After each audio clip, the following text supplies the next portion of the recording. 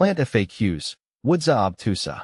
Woodsia obtusa, a little fern with a big personality. I'm Vu, and I'm obsessed with ferns.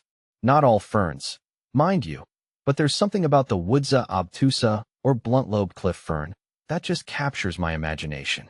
Maybe it's their tenacity, clinging to life on rocky outcrops. Perhaps it's their delicate beauty, with fronds that seem to dance in the breeze. Whatever the reason, I've been getting a lot of questions about this little fern, so I figured I'd put together a quick FAQ to share what I've learned. What is Woodsia obtusa?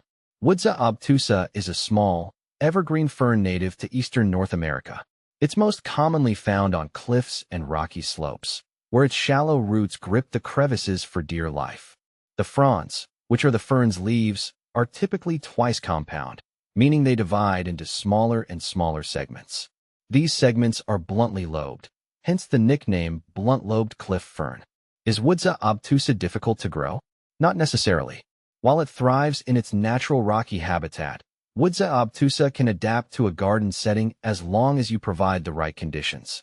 Here's the key: drainage. This fern hates soggy feet, so well-drained, rocky or sandy soil is essential. They prefer partial shade to full shade and are surprisingly tolerant of drought once established.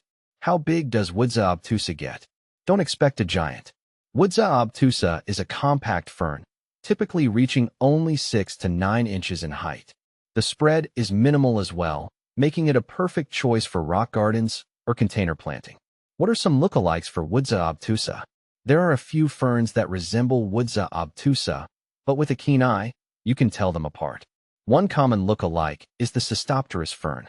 Both grow on rocks, but Cystopteris lacks the telltale hydathode, a tiny pore, at the vein tips that Woodsia obtusa has.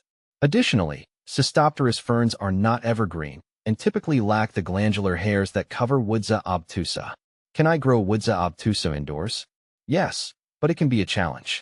Woodsia obtusa needs cool temperatures and high humidity, which can be difficult to maintain indoors. If you're determined, try a terrarium or a pot with a pebble tray filled with water to increase humidity. How do I care for Woodsia obtusa? Once established, Woodsia obtusa requires minimal care. Here are the basics. Watering. Water deeply when the soil feels dry to the touch, but allow excess water to drain freely. Avoid overwatering. Fertilizing. You shouldn't need to fertilize Woodsia obtusa very often. A light feeding with a balanced fertilizer once a year in spring is sufficient. Winter care.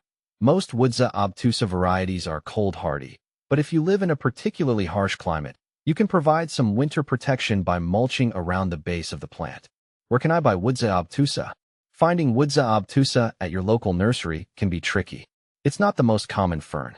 However, you might have luck at a specialty native plant nursery or online retailers specializing in ferns. Is Woodsia obtusa endangered? The status of Woodsia obtusa varies depending on the location. While it's widespread in some areas like Massachusetts, it's considered rare, threatened, or endangered in other New England states.